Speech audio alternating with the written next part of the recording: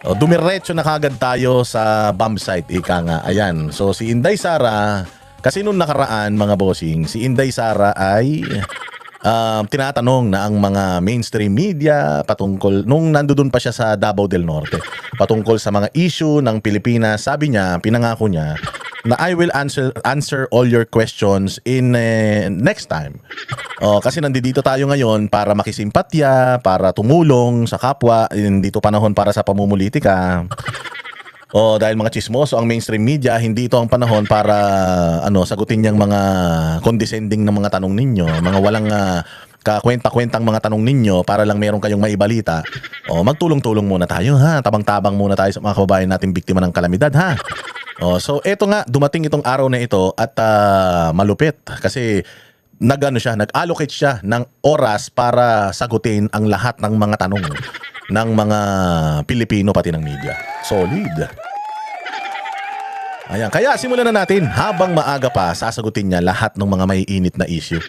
At talaga namang umaatikabo yung mga sagot niya rito. Kaya ito ang sasabayan na rin natin ng reaksyon yung mga statement niya dito ha. Panoorin natin hanggang dulo. Merong tatamaan o tatamaan na talaga ang Office of the President, ang administrasyon sa investigasyon, ay biglang namamatay yung investigasyon. Ayan, that's first, diversion. Which is yan naman talaga ang gawain ng administrasyon na sa tuwing papunta sa kanilang direksyon, yung trail of evidence, gagawa sila ng mga kaliwat kanang smokescreen. Noong yung asawa niya, ni asawa ng presidente, hindi ba? Nagkaroon ng chismis. Actually, hindi chismis, totoo. Pero chismis, nakasama siya, yung alam niyo yung na-overdose sa droga. Yung anak ng isang bilyonaryo na kabata-bata pa o na overdose sa droga. Umamin din mismo yung asawa noong namatay na talagang bumatak sila. Hindi naman nila inamin na nandoon ang unang ginang pero kasama sila sa entourage. Yung asawa, yung babae kasama sa entourage dahil nagtatrabaho ito sa opisina ng unang ginang. Hindi ko alam kung mismong sa Office of the First Lady o isa sa mga opisina na pinangangasiwaan ni First Lady. So umamin, ito nga nakakapagtaka kasi nung umamin yung asawa noong namatay na nagdodroga sila. So ibig sabihin merong kasama ang First Lady sa grupo niya na addictus. At kung addictus yung kasama niya, saan kumuha ng droga yun? Hindi naman taga-Amerika yun, mga taga-Pilipinas yun. So sino source nila sa Amerika? Ano yun? Pinasok nila mula sa Pilipinas, papunta sa Amerika yung sininghot nila? O doon na nila kinuha? Yun yung mga tanong ha. At saka isa pa, sinisanti ba? Yung asawa na yon na empleyado nila. Sinisanti ba? Kasi syempre umamin siya, nagdodroga siya, tapos nagtatrabaho siya sa gobyerno. Paano yun? Di ba yun yung mga malulupit na mga tanong na talagang pinipilit na alamin ng taong bayan, tapos biglang boom. Biglang tinrabaho si Pangulong Duterte. Biglang kung ano-ano yung mga issue na binuksan, biglang inactivate yung Department of Justice at kung ano-ano pa mga ahensya, media, mga troll.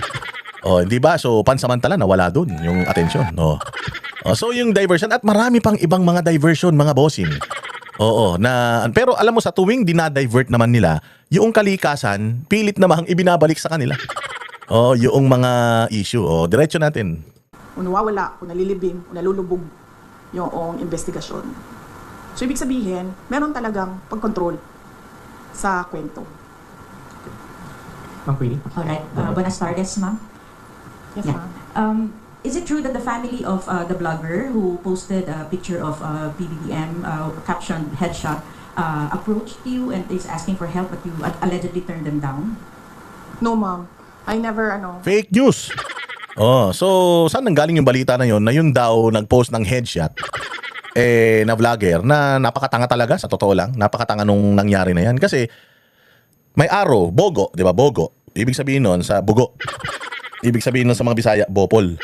Tapos may arrow papunta sa ulo ni presidente. Tapos ang caption, translated pa yung caption, headshot.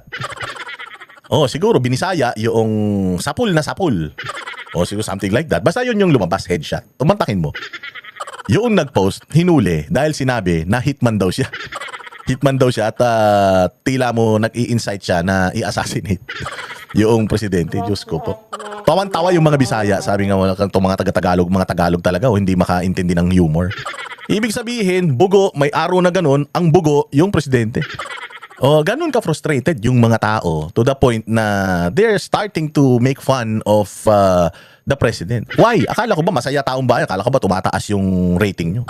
Tapos, pagka may taong nagsasalita against you, again, this is not a troll account. Itong naglagay ng mga ganyan, yung bogo-bogo na yon, yung headshot-headshota na yon, totoong tao, tinan mo nahuli nila. Pero tinan mo yung mga gumagawa ng mga pangit na picture rinda, yung mga nagsishare ng mga meme. Tingnan mo, pag tinan mo, lock profile. As in, dadalawa yung kaibigan. Isang linggo pa lang yung account. At saka, ang dami na namang ang daming si Inday, gusto na nilang mamatay. Si Bato nga, may picture pa na may lalaking nilagay niya yung niya na may hawak na baril. Hindi ba bakit yun? Hindi iniimbestigahan. Tapos ito lang, nag-post lang ng ganun, bugo. Bawal na ba sabihan bobo yung yung presidente? Kung yun ang opinion mo, dahil yung tingin mo, bobo talaga eh. Pag ini-interview, utal-utal, paikot-ikot, walang pinupuntahan yung mga sinasabi. Anong tawag mo ron? So fake news, lumapit daw kay Inday. Pero sabi naman ng Inday, hindi. Bakit naman lalapit sa akin yun? May PAO naman, may Public Attorney's Office naman. Pwede naman siyang doon lumapit para humingi ng abogado.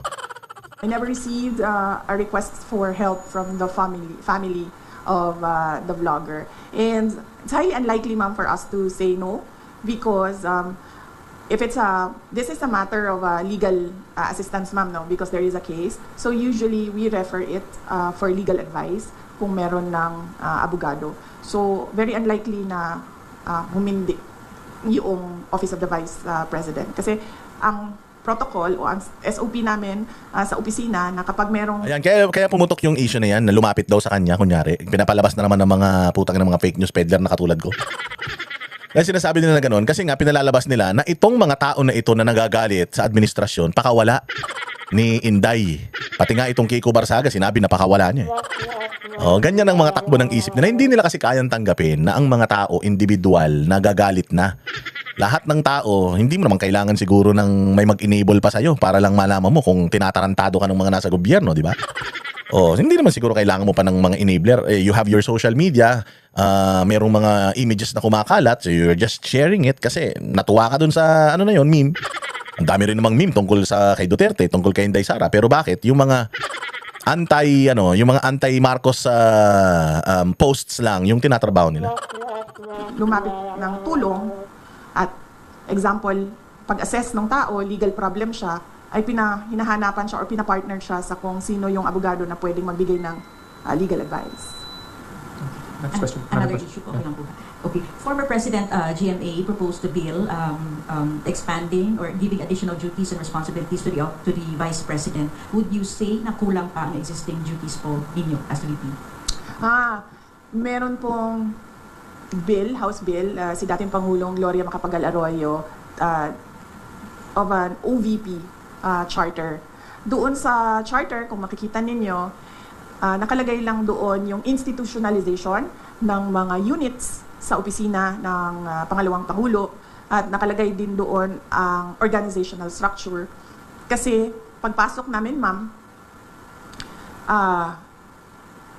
ang nangyayari, bago lahat, lagi, walang institutional memory ang Office of the Vice President. So bago siya lahat lagi. Pagpasok ng bagong Vice President, bago ang opisina, bago ang structure, ang HR structure niya, bago ang mga units. So ang ginawa namin, ma'am, para merong continuity sa lahat ng mga Vice Presidents ay ginawa namin ng charter.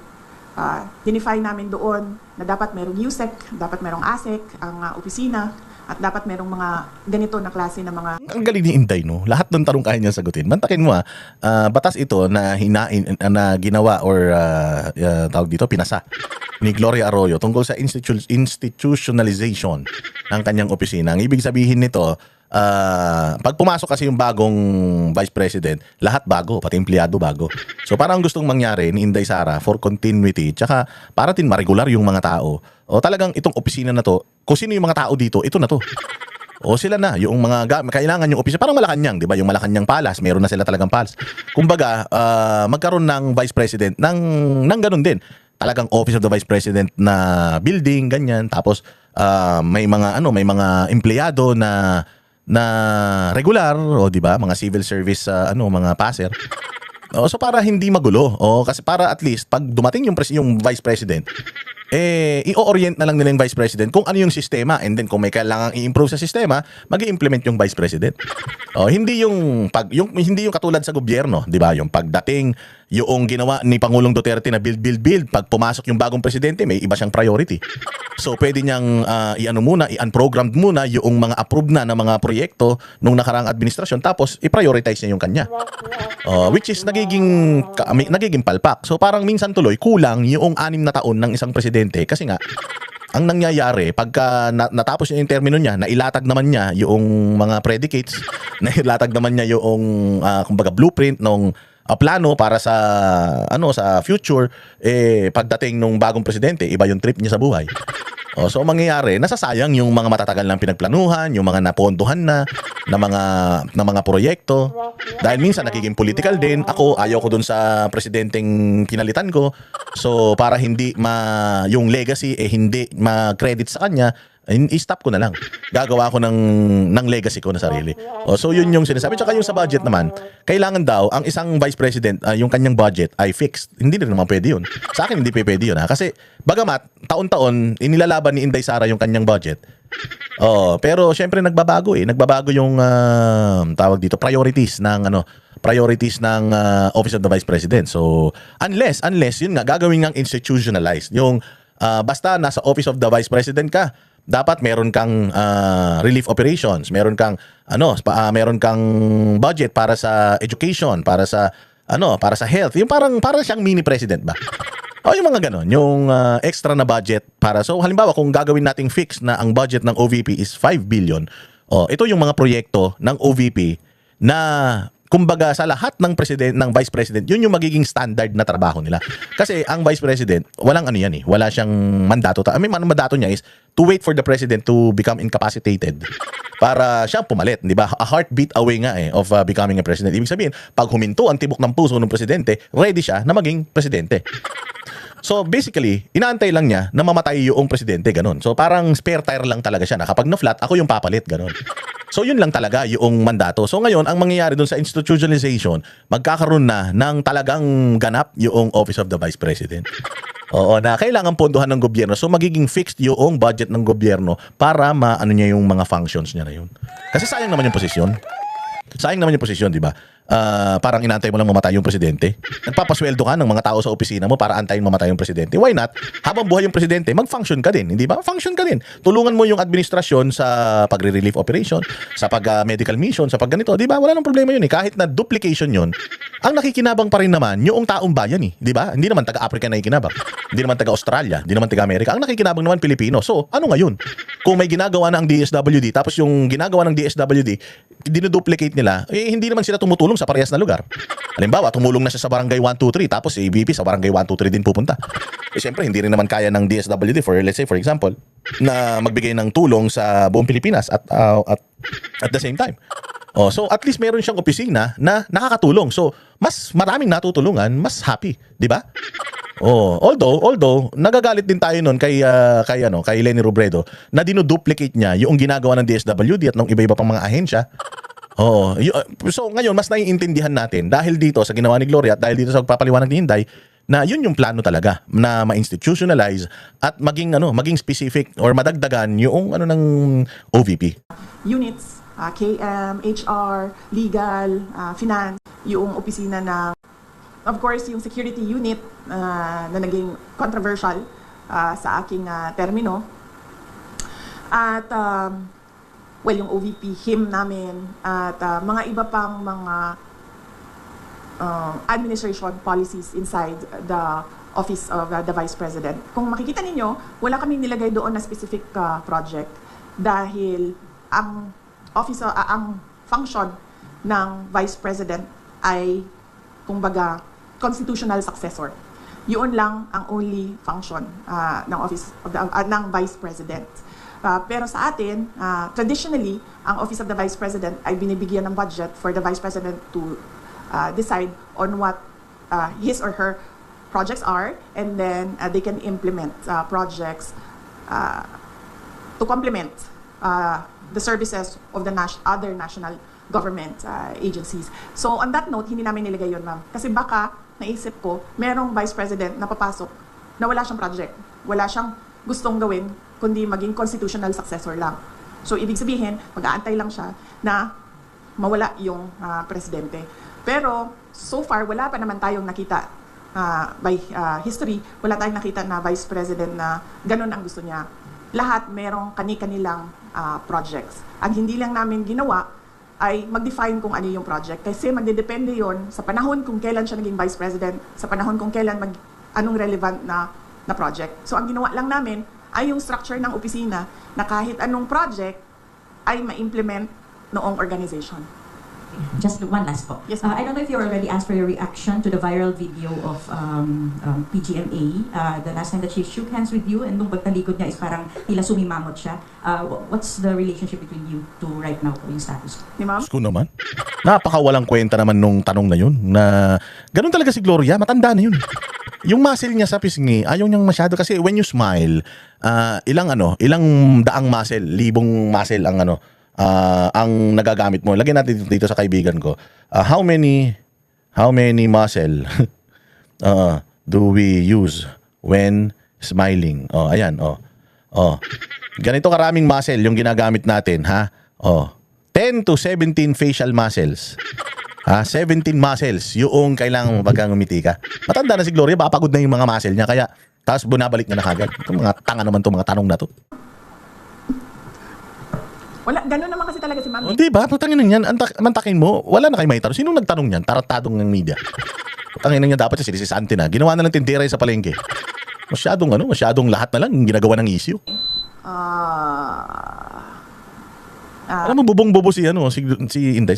Yun talaga yung tanong mo. I mean, anong magagawa nun sa bayang Pilipinas? Magkaibigan ba kami ni Gloria? Yung tanong mo? Okay naman kami. Hindi lang sa akin. Nakita ko na rin siya, ganyan siya sa ibang tao. It's nothing personal. I don't think it's, she's doing it on purpose and she's doing it to express disgust or to express disapproval sa isang tao. It's not the first time she's done that. We have Ms. Camille Samonte again. Then last two questions. Ma'am, just want to get your reaction kasi po dun sa House, binawasan po nila yung OVP budget. Ano po yung tugon nito? Kasi may mga ilang kongresista rin po na naghayag po na dapat daw pong bawasan itong budget dahil pilit nyo raw, ilang beses nyo raw po na ini-snub yung kanilang pagdinig. Isang beses lang ako hindi pumunta. Sa plenary, 2 beses. Sa plenary, 2 beses ako hindi pumunta sa kanila. But beyond that, as early as August, I think August 15, nung tinanong na ako kung ano yung expectations ko sa budget hearings, sinabi ko na ang expectation namin ay bawasan nila ang budget of the office of the Vice President. Dahil sinabi ko at the time, it's the same administration, it's the same Speaker of the House of Representatives, and it's the same set of characters. So on that point, tama nga ako sa sinabi ko noong August. Hindi man siya Last nakakagulat. Hindi na ako nagugulat sa House of Representatives. Last two questions. Sorry, Sala. baka pwede niyo pong sagutin yung sinasabi ng iba, especially Congresswoman De Lima saying that you're a brat. You would like to address that comment of her po? Oo. Kasi hindi Yes. ka nga daw po sumipot sa budget. Oo. Ang administration, and that is led by Malacanang Palace, ang Makabayan, ang Akbayan, ang members of the Liberal Party, yung mga pink and yellow, and sabihin na lang natin yung 6th category, all others. Meron yan silang narrative about Inday Sara. Kung napapansin nyo, paulit-ulit lang yan na sinasabi nila. Kung ano yung, at pansinin nyo din, kung ano yung lumalabas sa bibig ng Malacanang Palace, susunod yung kanilang online service providers sa news. Whether it be fake news, bloggers, totoong news, or trolling, pare-pareho yung narrative nila. At pansinin nyo, lahat ng lumabas na mga articles. Isa lang yan. Sinasabi nila, number 1, pro-China. Number 2, brat. Number 3, lukaret, crazy. At number 4, nakalimutan ko yung isa. Ano yung isa, ma'am? Paulit-ulit lang yan sila eh. At confidential funds. Ilustay. Yan. Pro-China, brat, luka-luka, at confidential funds. 4 lang yan. Pansinin nyo, inuulit-ulit nila yan. Hoping siguro na one of those will stick sa image or sa reputation para makasira sa akin. So, hindi ako nagtataka na magsasabi ng ganyan si Leila de Lima. Yung word na brat. Ginagamit nila lagi yan. And more than that, hindi naman kasi parent ang House of Representatives for them to say kailangan disiplinahin. Oo nga naman. Hindi naman sila mga magulang. Tsaka paano mo didisiplinahin? Sino magdidisiplina? Si Leila de Lima na mahilig sa saba? Para mo sinasabing, sasabihan ko yung anak ko na wag maglandi tapos napakalandi mo. Iba-iba yung lalaki mo, di ba? Parang ano naman yun. Ito na lang, pagdating na lang sa budget. Sa parang sinasabi ni Leila de Lima, didisiplinahin niya si Inday Sara. Pagdating sa budget, meron nga siyang issue sa pag-handle ng budget. Di ba? Diyan sa Department of Justice, 100 million din yata yan na cash advance daw, di umano, na hindi niya pa nasisettle up to now. Tapos di umano, although na-acquit na siya, daan sa mga kaso niya dyan sa Bilibid, tinan mo, nangungulekta daw sa Bilibid, di umano Dahil sinasabing totoo, actually, na-dismiss na nga yan pero I mean, meron siyang bahid, meron siyang mga kaimoralan sa katawan niya, meron siyang mga ka-demonyohan sa sarili niya. Na kung makapagsalita siya ngayon, akala mo naman siya may disiplina. Ang ina niyan, umamin ka nga na na yung asawa mong, yung driver mo na may asawa kinalantari mo Tapos nagsuntukan pa nga sila nung isa mo pang driver Walang hiya naman Dahil lang sa tinuhog mo sila pareho Tapos gusto mo ikaw ang magdidisiplina kay Inday Sara? Oo. Anong moral ascendancy meron ka? Diyos ko po. Ang Vice President. Dahil, sa totoo lang, ang tawag nga natin sa kanila mga buaya, di ba? Ganun yung general perception. Ang sakit? Oo nga naman. Di ba? For the longest time, even before this administration, sa mga pelikula noon, ang tawag nila sa congressman, buaya. So even before this institution, ganun na yung reputasyon. Oo, congressman, buaya, di ba? Ganun ang tawag sa kanila. Tapos sila na mga buwaya na may mga insertion, may mga pagnanakaw, may mga flood control projects na may mga sarili pa sila, kanya-kanya pa silang mga mga tawag din mga construction firm. Nagsiyamanan sila nung naging mga politiko sila. Sila ang magdidisiplina kay Inday Sara. Yung the very institution na sinabi ni Pangulong Duterte, the most rotten institution in the Philippines na Congress. Kayo ang yung problema nga sa inyo galing Yung ang sinasangkot sa anomalya ng flood control, yung speaker nyo, yung pinakatatay nyo, at saka yung kanang kamay niya, yun ang itinuturo dito sa mga pagnanakaw. Tapos, meron kayong tigas ng muka na didisiplinahin nyo ang opisina ni Inday Sara. Hayop naman, kakapal ng mga mukha nyo. For all members of House of Representatives. So wala silang moral ascendancy over the office of the Vice President. But going back, that's a messaging narrative of anti-Duterte. No, not anti-Duterte. Anti-Sara Duterte. Messaging narrative nila. Nasa message board yan nila sa mga anti-Sara Duterte. Yan, paulit-ulit yan sila. Pro-China, luka-luka, confidential funds, at brat. Ang problema kasi sa messaging nila, hindi ko na lang sabihin kasi baka matuto sila sa akin, ma'am. Ayoko, ma'am. Pag sinabi ko, then matuto sila, and then makaisip sila ng bago. Wag na. Last question. It's a narrative by anti-Sara Duterte groups. Ma'am, si former Speaker Romualdez appeared before the ICI today at sabi po niya na he's happy to be invited daw at willing naman daw po siya mag-share ng kanyang mga nalaman tungkol sa budget process at information on insertions. Your thoughts on this? Wala na, hindi ko na siya iniisip, ma'am. Wala akong comment, ma'am, sa kanyang pag-attend Sa ICI. sa ICI. Or do you believe in integrity of the ICI? Sinabi ko na yan, diba? Na ang ginawa lang kasi ng Pangulo noong tinamaan siya nung sarili niyang speech na mahiya naman kayo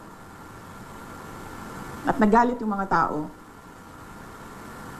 Ang ginawa lang niya ay magpalit ng House Speaker at ng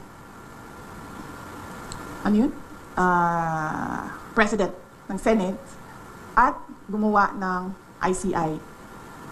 Pero hanggang ngayon, wala pa rin nananagot. So, para bang ako dapat ang imbestigahan, ako din ang gumawa kung sino ang mag-iimbestiga sa akin. So, on the question of integrity, definitely,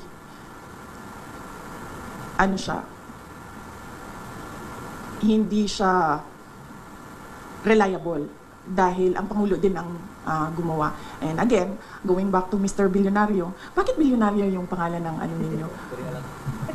Meron ba kayong mga bilyon-bilyon dyan sa kumpanya ninyo? Ganyan. Sabi ni Mr. Bilyonaryo, ano yung sabi mo, sir? Controlling the narrative. Yes, controlling the narrative. So, thank you. That wrap up our personal. Pinagbiyahe mo ako ng ganito kalayo, Mr. Kahinhinan, tapos i-wrap up mo lang ako ng Okay, ma'am. Next question. ito si Mr. Kahinhinan na Ma'am, thank you for accommodating for more of our questions. In relation doon nga sa corruption issue, marami pong mga negosyante ang nag-express ng kanilang concern because maaaring nakaka-apekto nga raw ito sa image ng Pilipinas at yung trust confidence ng investors. Ano po yung masasabi nyo dito? Dahil eventually, of course, it will affect the economy.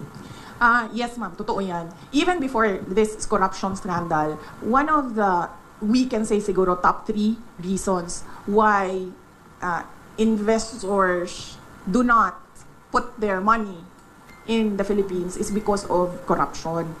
At that time, di ba, ang reklamo lagi ng mga investors, mahirap kumuha ng mga dokumento, permits, o kung ano man yung mga kailangan pa nila para mag-invest dito sa Pilipinas. Dahil ang dami daw humihingi. Bawat opisina, up to the barangay level, from top to bottom, merong humihingi. Yan din ang isa sa mga rason kung bakit tayo naunahan, 'di ba, nung ibang mga kapitbahay natin dito sa Southeast Asia.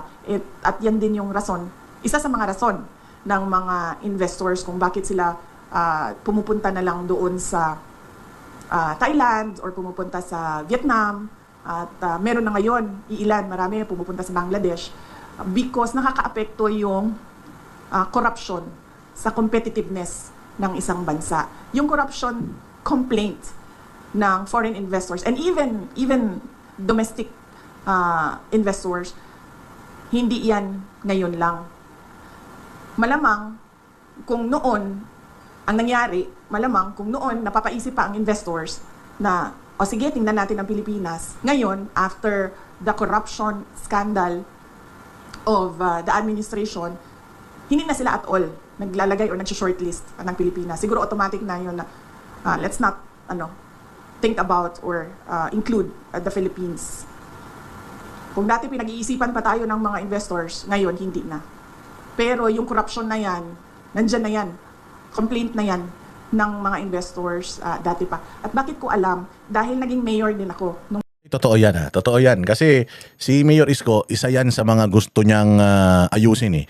Yung ease of doing business. Sobrang dami talaga red tape dito. Kuha ka barangay clearance, mayor's permit, putangin na yan, kuha ka pang DTI, kuha ka pang BIR, ang dami. Oo, tapos kung magdinegosyo ka, maliit na negosyo, ang puhunan mo, mga 100,000 lang, putangin na sa dami ng lalagyan mo.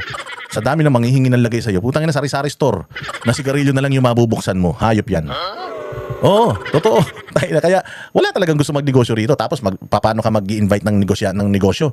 Eh hindi ba, lumabas nga nung nakaraan doon sa parang yung Amerika ay binalaan na yung kanilang mga investors na mag-ingat sa pamumuhunan sa Pilipinas.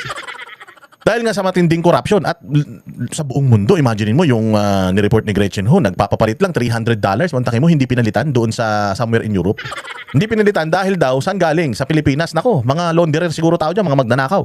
Parang ganun eh. Basta dahil galing sa Pilipinas, hindi inonor yung magpapalit ng pera sa money changer sa airport. Imagine, yun ang status natin. O tapos saka, tinan mo naman, yung turismo natin, bumagsak. O paano mo sasabihin na umaangat ang ekonomiya natin, lahat pabagsak? Mayor ako ng Davao City. Siyempre, ang gusto namin na pumasok na pera sa Davao City ay yung galing sa labas, di ba? Whether it be from Visayas or other parts of Mindanao or from Luzon or from other parts of the globe, gusto namin pumasok siya sa Davao City.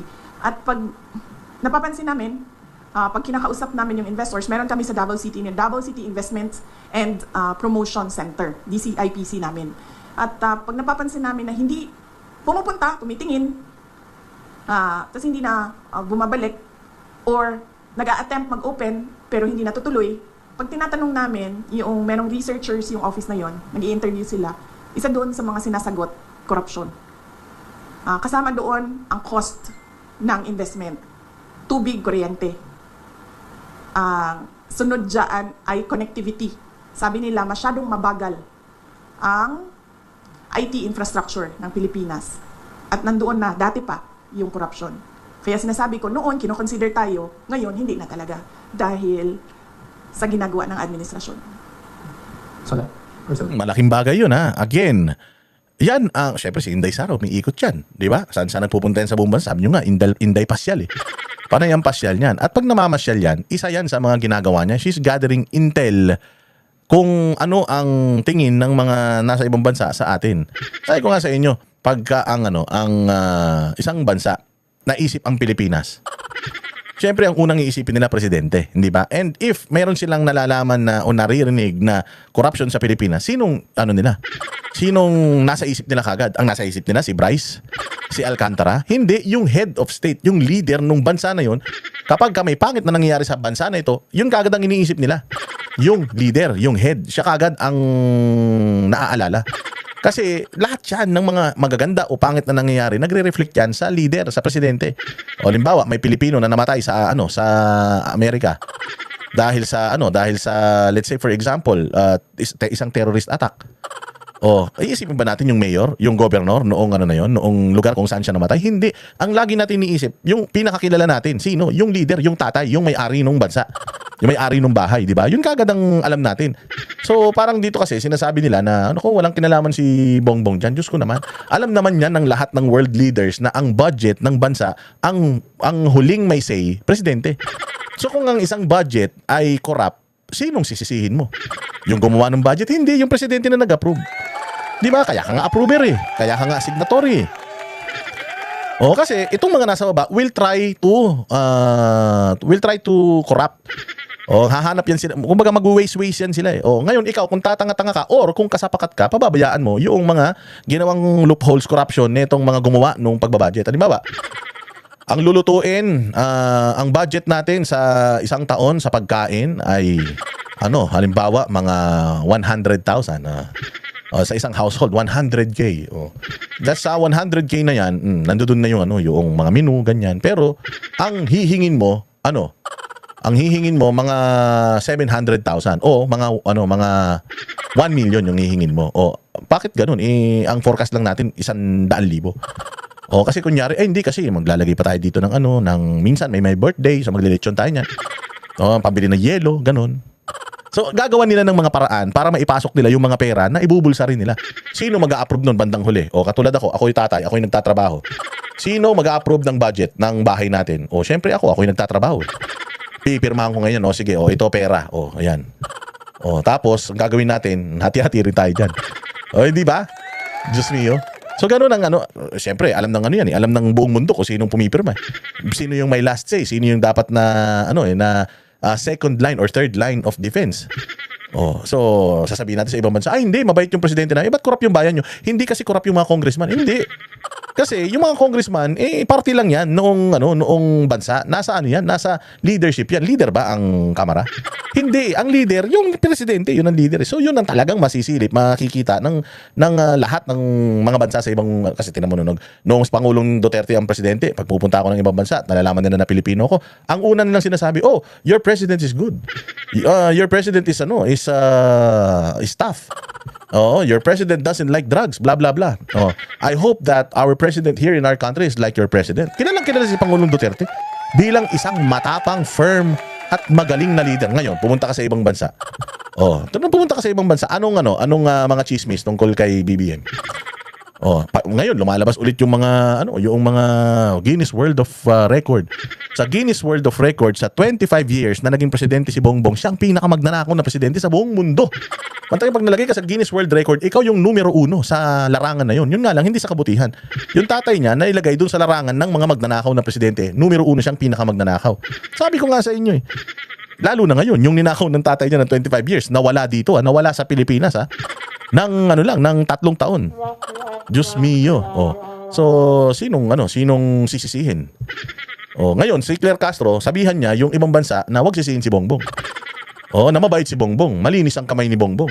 Walang bahid diyan. Oh, sabihin niya ngayon, papaniwalain niya kasi sasabihin ng ibang leaders, tanga ka ba? Tanga ka ba? Napakahirap ng bansa ninyo. Kung tingnan niyo, nasa dulong-dulo na nga kayo. At sa pinaka-corrupt na bansa sa buong Southeast Asia, pangatlo kayo.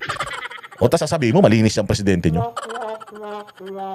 Ma'am, amidst the situation that we have now, like yung mga issue ng corruption, rallies here, there, yung kanya-kanya ng air ng grievances or disappointment yung mga Filipino, as Vice President, ma'am, what else could be done? I mean, there's ICI, ang dami na nagrarally. Ano bang pwede pang gawin, ma'am? Alam mo, ma'am, as Vice President, akala ko Vice President, ma'am. As Vice President, sa amin, ma'am, well, we talk about it, ma'am, because lahat naman tayo merong constitutionally protected freedom of speech and expression. And we talk about it because that is the essence of democracy. Walang good governance, walang demokrasya kung hindi nakakapagsalita ang mga tao kung ano yung katotohanan na nakikita ng sarili nilang mata. In the hope na yung gobyerno makikinig. Kasi ganun dapat yun, di ba? May feedback ka dapat sa mga ginagawa mo. Para, number 1, nakokorek mo yung sarili mo. Number 2, responsive yung ginagawa mo. Number 3, relevant siya sa bayan kung ano yung ginagawa mo. Pero, wala naman, hindi nagkukulang yung mga tao sa pagsasabi kung ano yung mali. Nagkukulang yung administrasyon sa pagtugon doon sa mali. Mr. Bilyonaryo, sino may-ari ng bilyonaryong? Hindi mo rin alam. Kasi nagtataka talaga ako of all the names. No? Business is the Bilyonaryo. Business Ano yun, pampaswerte? Kasi may swerte sa pangalan. Kinungso yung... Oh, alam nyo ba kung bakit sarcastic si Inday Sara? Sa bilyonaryo. Kasi, sabihin ko na ba? Oo, kasi, di umano, itong bilyonaryo na ito ay... ang isa sa mga may-ari nito ay isa sa mga involved sa corruption ngayon. Hindi ko na sabihin kung sino, pero kaya inaasar niyo, ba't ba bilyonaryo tawag sa inyo? Bakit ba bilyonaryo yung ano nyo? Tsaka bakit ba kayo sa akin, yung laging masama yung report nyo sa akin? Kasi nga may yung isa sa mga satanas sa Pilipinas, di umano na may-ari niyan. Merong ibang nagpo-post na may-ari pero meron talagang pinaka-may-ari sa likuran niya, di ba? Parang yung sa Rappler dati, di ba? Sa Rappler parang may investor sila na na foreigner. Na bawal sa local media, di ba? Parang gano'n. Pangalan ninyo? Any Yes. questions? Ma'am, ikaw ma'am, wala kang tanong sa akin, ma'am. Ang layo ng biyahe namin, lahat niyan nila ba? Tapos wala kang tanong sa amin. Ma'am, wait. Magtanong ka, ma'am. Miss Queenie, single, ABS-CBN. Yan, ma'am. Missing pa yan siya ng maaga, ma'am, para tumayo dyan sa tabi. Magtrabahuin mo yan siya, ma'am. Yes, ma'am. You mentioned earlier na narrative po ng mga anti-Sara Duterte, yung that you are pro-China. But what exactly, ma'am, is your stand on this continuing harassment by Chinese Coast Guard against our Philippine vessels within Philippine territory? Yes, ma'am. My stand is, meron tayong arbitral award. Meron, nanalo na tayo doon. That is clear. Nakita yan ng buong mundo.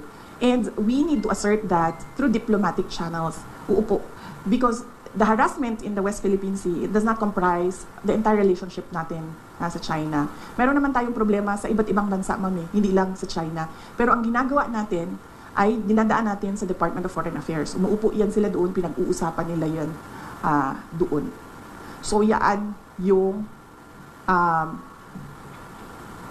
karapat-dapat na gawin ng isang gobyerno kapag meron silang problema sa ibang bansa. Hindi lang sa China. It has to go through the diplomatic channels. Pinag-uusapan yan. Hindi yan pinaglalabanan doon sa dagat. Do you think, ma'am, your father during his term as president was able to do this, talagang panindigan yung arbitral ruling na meron ng Pilipinas against China?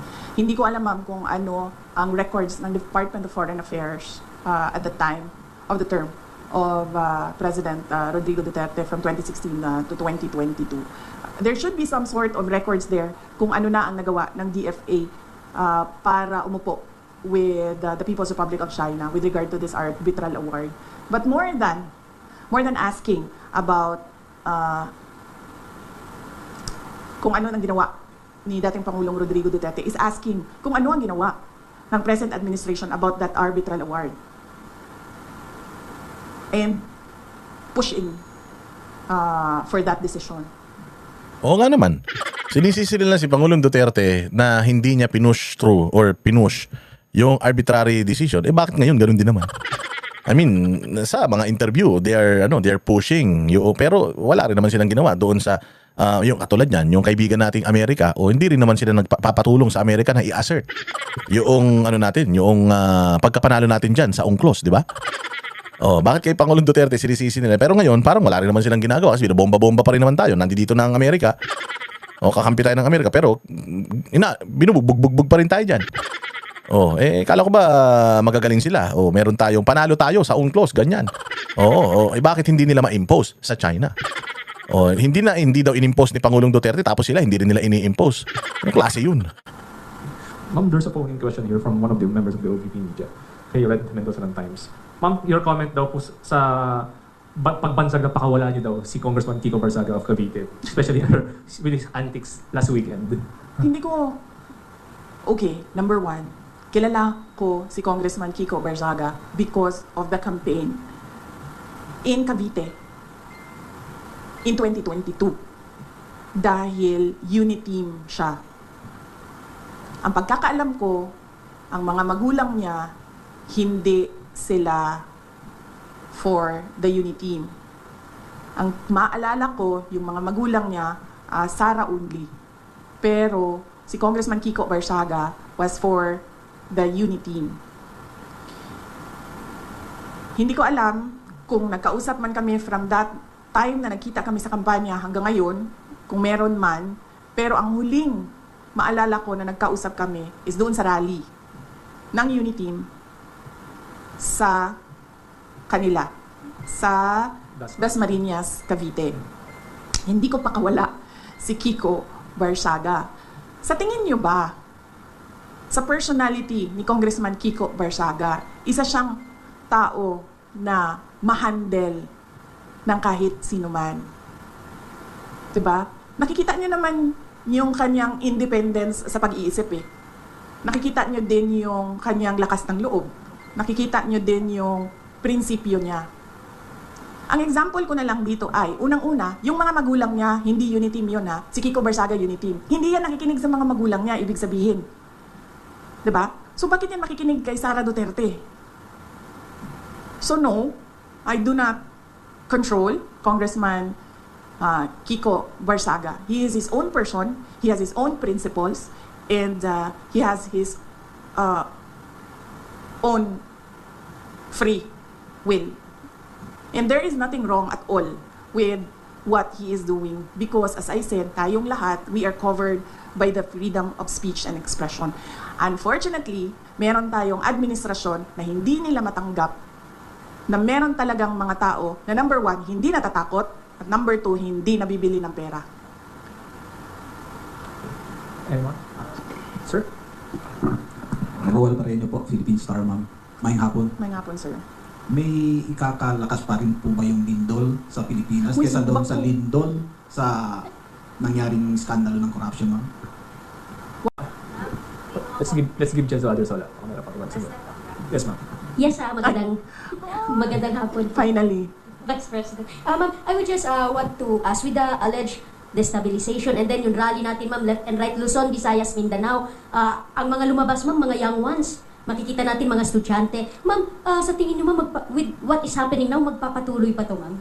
Alam mo, ma'am, yung destabilization, nanggagaling lang naman yan sa administrasyon eh. Wala namang destabilization na nangyayari eh. Nagsasalita lang yung mga tao. At nai-insecure lang o natatakot lang yung administration sa lakas ng boses ng mga tao. Pero sa totoo lang, ma'am, walang nagpaplano ng destabilisasyon. Normal ang pagpapahayag ng isang tao sa kanyang nararamdaman.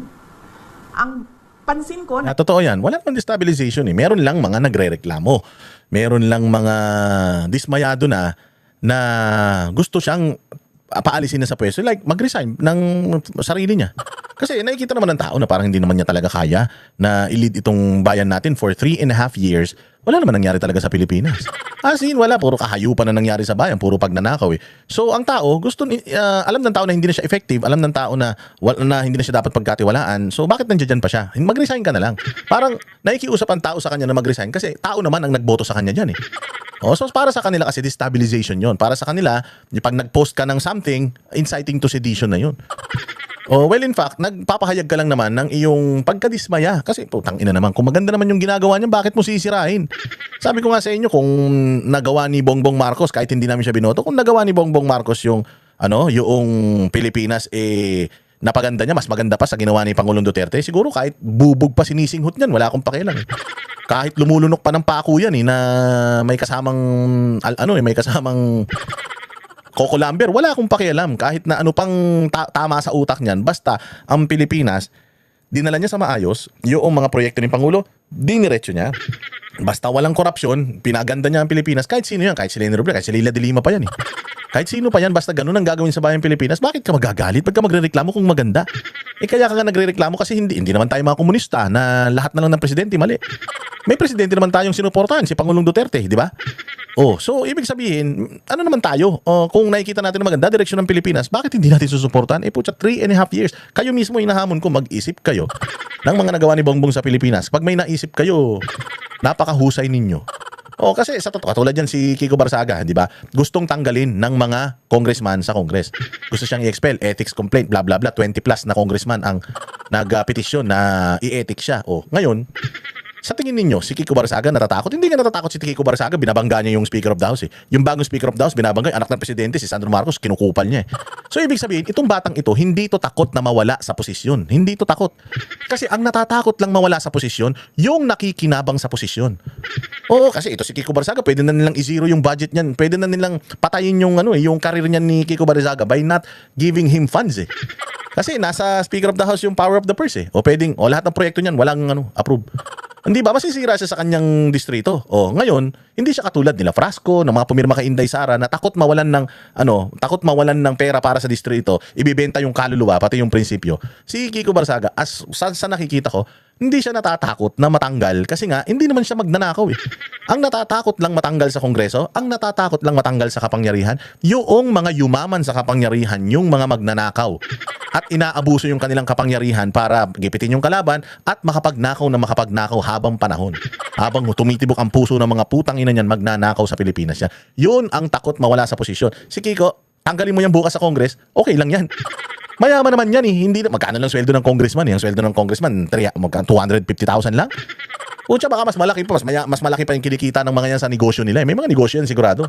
So, ang ibig kong sabihin, si Kiko Barsaga, tinataya niya ang lahat kasi nga, he has nothing to lose. He only has the position as congressman to lose na, Ano ba naman benepisyo mo dyan sa pagiging kongresista kung hindi ka rin naman, kung magnanakaw lahat ng kasama mo, bulok lahat ng kasama mo, tapos pati ikaw bubulukin nila para lang makakuha ka ng pera. Wag na, uy. Sa nakikita ko, yun ang mindset nito ni Kiko Barsaga eh. Kaya wala siyang pakialam, matanggal siya sa kongreso. Baka pag tinanggal nga nila sa kongreso, mas lalo pang sumikat yan eh. O, di ba? Mga bopol. So, ang takot mawala sa posisyon, yung mga congressman na magnanakaw. Yung presidente na sakim sa kapangyarihan, sakim pa sa kayamanan. Hindi pa hindi pa na kontento sa ninakaw ng mga magulang.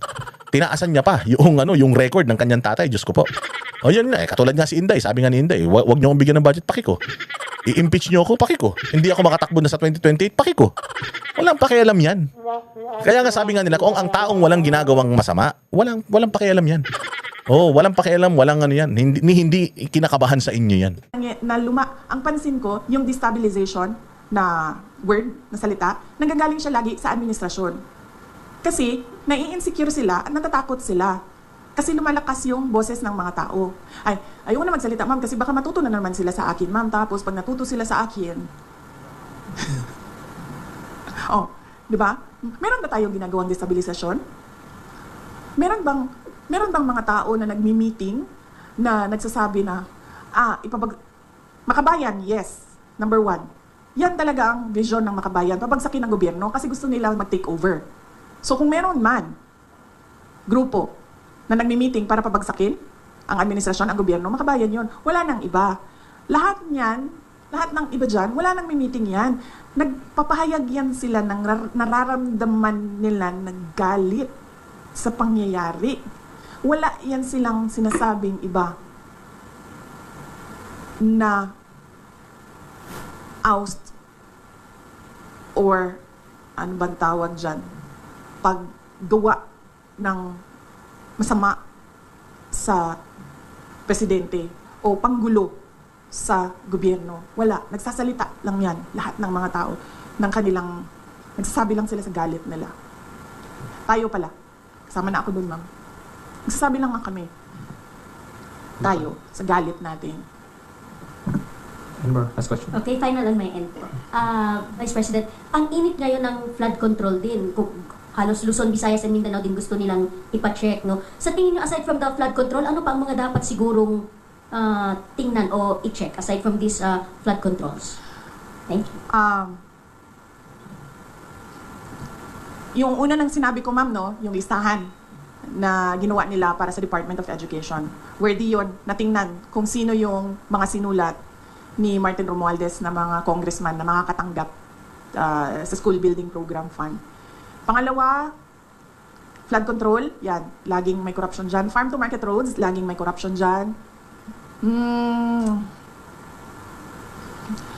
Yung pagsira ng highway, ma'am, bagong highway sirain, tapos sementohin natin ulit. Anong tawag dun sa ganun? Road repairs. Road repairs? Road reblocking, no? Ang tawag dyan? Yan, ma'am. Nakikita ko yan lagi, ma'am.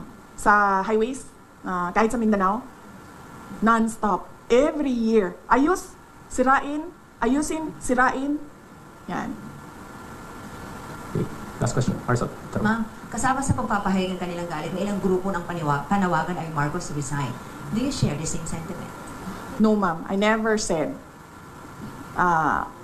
Marcos resign. Ang sinabi ko, ma'am, unang-una, magpa-drug test siya. May challenge na siya galing kay Attorney Vic Rodriguez. And that is a hanging open challenge na hanggang ngayon, ayaw niyang gawin. Na sinasabi ko, that is a betrayal of public trust. Because when you are president or vice president, you consecrate yourself to the service of the nation. Ibig sabihin nun, ibibigay mo na yung sarili mo sa bayan. Ibig sabihin nun, yung katawan mo, hindi na yan sa iyo sa bayan na yan. Yung pag-iisip mo, hindi na yan sa iyo sa bayan na yan. Therefore, pag sinabi ng bayan na magpa-drug test ka, hindi ka pwedeng magsabi ng hindi. And therefore, that is betrayal of public trust. Na pangalawa, yung pagpirma niya ng kaduda-duda na budget. That is a culpable violation of the Constitution. Yan ang sinasabi ko, nasagutin niya, na hindi niya sinasagot. Ang ginagawa nila, naghanap sila ng mga tao na aatakihin nila para nakakalimutan yung tanong sa kapasidad ng Pangulo na maging leader. So hindi niyo rin supportado maging panawagan ng ilang grupo na Marcos Never resign? ask him to resign. That is a pointless call, Malabo yun kasi nga, in the first place, she could have been the president kung gusto lang niya ng presidency. Ayaw nga niya eh. Magmi-mayor nga lang yan. Sila nga lang nagpilit eh. So, yung magko-call siya for resignation at saka hindi ka rin uubra. I mean, hindi rin maganda tingnan for delikadesa na pag-resignin mo siya tapos ikaw yung papalit. Di ba? Pangit naman yun. So, I don't think na itong mga Duterte na to, masyadong maprinsipyo itong mga to. Palagay ko naman talaga malabo, napakalabo nung ano nila na yun. Nung pinapalabas nila na si Inday Sara is trying to grab the presidency. In the first place, it could have been hers. Tumakbo lang siya sana noong 2022, kanya yan eh, kung talagang gusto niya. Pero ayaw nga niya eh. Tatangan nyo talaga, no? Hindi magre-resign yan. Nakita niyo ba yung tatay? Ilang taon yun? 25. Ilang years yung senior? 20. 20 years? Oh, that is a pointless call. 20 years. Tingnan niyo yung DNA niya na ayaw yan umalis ng pwesto. So, Marcos resign is a pointless call. That is why I am asking him to do his job. Of which, of course, alam na nating lahat na hindi niya ginagawa. O, di ba? Yun yung sinasabi ni Inday. O, yung tatay, ganun eh. So, ganun din yung idol nga niya. Patay na nga, kinakausap niya pa eh. Ibig sabihin, idol niya talaga. Sa sobrang idol niya, putya ka na siguro pag lasing siya o baka pag medyo masarap ang ulam, kinakausap niya. O, sabi ko kasi, ang tatay magnanakaw, nanay magnanakaw, anong gagawin ng anak? Oo, sigurado kung ano yung ginagawa ng magulang, siya din ang ginagawa ng anak. Last. Ay, Ano oras? Wala na kasi tayong gagawin pagkatapos nito. Ano ba gagawin natin pagkatapos nito? Wala na, di ba? Ay, meron pa pala. Ano oras natin? 4. Oh, akala ko mag-misa na after. Di ba 5:30 yung misa? Okay. Sige, ma'am. Regarding lang po sa proposed budget for 2026 ng OVP, with the project or program of OVP here in Zamboanga City, kung meron man po, be effective if ever mabawasan o totally tanggalin po nila ang budget for OVP sa 2026. Yes, ma'am. Antayin ko na lang yung sagot mo. Ay, antayin ko. Ayun. Okay na yun. Di ba? Malaman. Lahat nasagot niya. At saka ang kagandahan dito, pinahihinto na siya. Pero sabi niya, hindi. Sagutin natin. Oo, bayaan mo sila maubusan ng sagot. Putang ina, alam niyo kaya kong sagutin lahat yan. Si Bongbong, limitado. Advanced question pa yata yan. Pag tinanong mo, utal-utal. Dubidubidap-dap. Oo, ganun yan. Ganun magsalita yan. So, walang kakwenta-kwenta. Hindi ba? Kita mo naman ng future president natin, si VP Sara, na anything you throw at her, she can articulate ng sagot na maayos at alam mo walang kaplastikan at walang kasinungalingan. O, di ba? I hope you enjoyed. Ako, I did enjoy yung kanyang mga sagot. Lagi akong excited kapag kami mga ganitong press conference si Madam Vice President kasi nga sigurado ako kumukulo na naman ng tumbong neto ni Claire Castro at sasagutin na naman niya ng mapalbalagbag lahat ng mga pinagsasabi niya ni Inday Sara.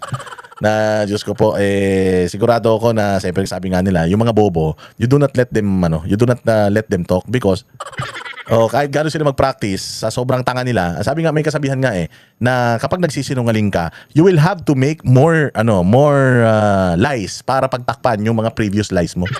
So you'll end up sabi nga kahit na anong galing mo magsinungaling because you are lying, mahuhuli ka dahil nga nagsisinungaling ka. Pero kung katulad kanito ni Inday Sara na puro katotohanan yung lumalabas sa kanyang bibig, kahit pa ikot-ikutin mo, it's the same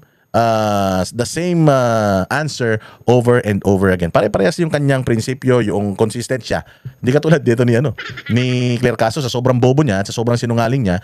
Katulad na lang kay Magalong, sinabi niya nung una investigador, biglang hindi na investigador. Yan ang problema. When you spit lies, you have to make more lies para pagtakpan yung mga kasinungalingan mo. And you'll end up mukhang tanga.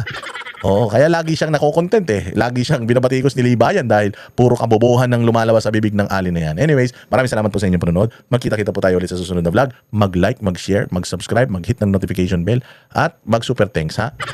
Kayo, masyado kayo ha. Maraming salamat po. Mabuhay ang Bayang Pilipinas.